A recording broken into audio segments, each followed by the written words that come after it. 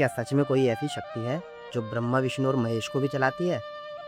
और क्या वही शक्ति मृत्यु के भी पार है? तो सभी भक्तों को जय श्री राम। मेरा नाम अजय है। मैं आप सभी का स्वागत करता हूँ। और आज हम एक ऐसी चौपाई का गूढ़ रहस्य समझेंगे जिसे अगर आपने समझ लिया तो आपके जीवन का दृष्टिकोण बिल्कुल बदल जाएगा।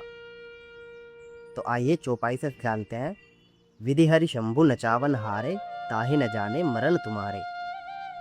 इस चौपाई में कहा गया है कि विधि यानी ब्रह्मा जी, हरि यानी विष्णु जी और शंभु यानी महादेव, इन तीनों को भी जो चलाता है, जो इनके कार्यों का नियंता है, उस परम तत्व को मृत्यु भी नहीं जानती।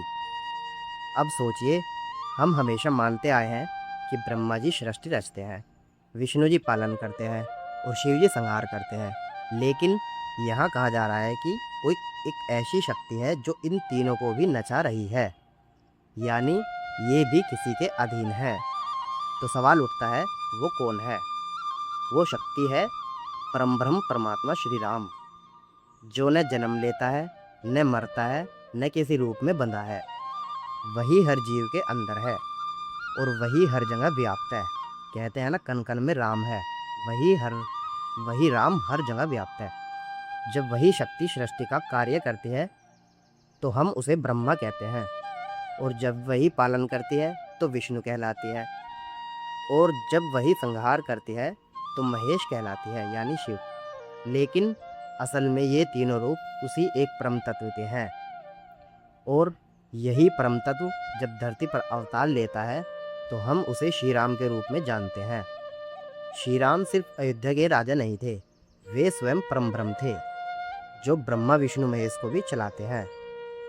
इसलिए संत कहते हैं, राम कोई नाम नहीं, ये स्वयं परम सत्य है। इसलिए ही मरने के बाद भी राम नाम सत्य कहा जाता है। और जब हम राम नाम का जाप करते हैं तो आप सीधे उसी परम शक्ति से जुड़ते हैं। अब इस चौपाई की सबसे गहरी बात, ताहि न जाने मरण तुम्हारे, गूढ़ रहस्य है ये, ध्यान से समझिएगा सभी। यानी मृत्यु भी उस परमात्मा को नहीं जानती, क्योंकि मृत्यु सिर्फ शरीर को छू सकती है, आत्मा को नहीं। और परमात्मा तो आत्मा से भी परे है, वो कभी जन्म नहीं लेता, तो उसकी मृत्यु कैसे होगी? अगर आप इस रहस्य को समझ लें तो डर बिल्कुल ख़त्म हो जाता है, जैसे कि मृत्यु का डर, दुख का डर, असफलता का डर। क्योंकि आप जान जाते हैं कि आप सिर्फ शरीर नहीं हैं, बल्कि आप उसी परम शक्ति का अंश हैं। इसलिए संत कहते हैं, राम को समझने की कोशिश मत करो, राम में समर्पित हो जाओ। अगर आपको एक गूढ़ ज्ञान पसंद आया तो कमेंट में जय श्री राम अवश्य लिखें, और ऐसे ही राम जी की गूढ़ महिमा जानने के लिए हमारे चैनल परम ब्रह्म श्री राम को सब्सक्राइब करें। जय श्री राम।